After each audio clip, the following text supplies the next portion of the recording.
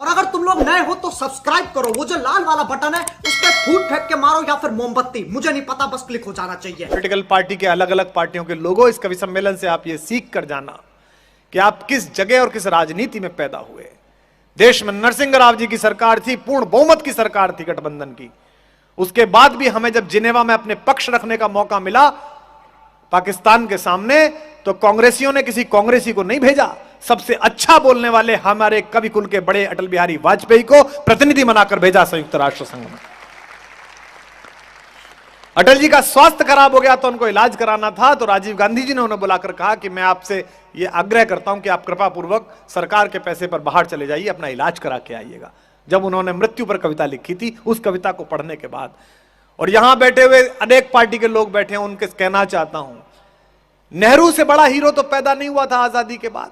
आज बात अलग है कि सुबह सुबह व्हाट्सएप विश्वविद्यालय पे एक सिलेबस उतरता है। इस देश में एक व्हाट्सएप यूनिवर्सिटी है, उसमें पढ़ने के लिए मूर्ख होना न्यूनतम योग्यता है, प्राथमिक योग्यता है, उसमें कुछ करना नहीं पड़ता। 17-18 साल के लड़के का बाप 4000 रुपए का फोन दिला देता है, ओप्पो, और वो पट्टा शुरू के पोपो, और गांधी पे बात करता है।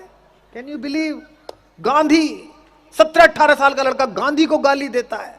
यहां जवान लड़के बैठे हो तो उनसे कहता हूं, लातूर के बाहर खड़े हुए महाराष्ट्र पुलिस के दरोगा से जो वसूली कर रहा हो, जिस दिन उसकी आंख में आंख डाल के बात करने का साहस पैदा कर लो, उस दिन गांधी का नाम लेने की कोशिश करना। इतना बड़ा जादूगर पैदा किया इस देश। मैं तो आश्चर्य में हूं कि बोलते क्यों नहीं है कांग्रेस के लोग, बाकी लोग क्यों नहीं बोलते, सर मुझे किराए पे ही रख लो।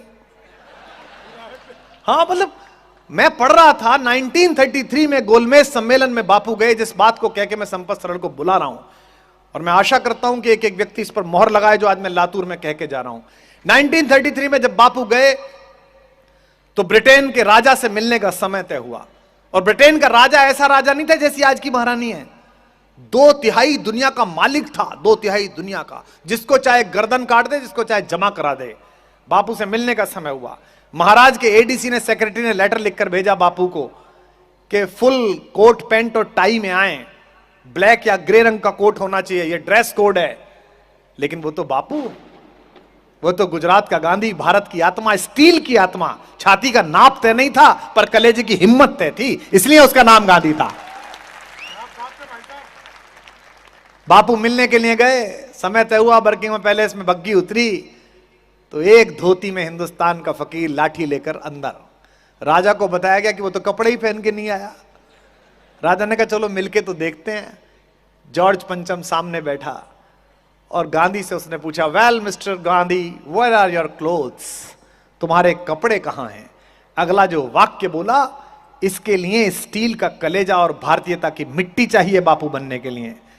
जैसे ही उसने पहला वाक्य बोला कि तुम्हारे कपड़े कहां हैं, बीच में से 2 दांत टूटे हुए मुस्कुराते हुए बापू ने कहा, हुजूर मेरे छोड़िए, मेरे पूरे देश के कपड़े तो आपने चुरा लिए, मैं कहां से पहनूं? यह कहने का साहस गांधी को गांधी बनाता है।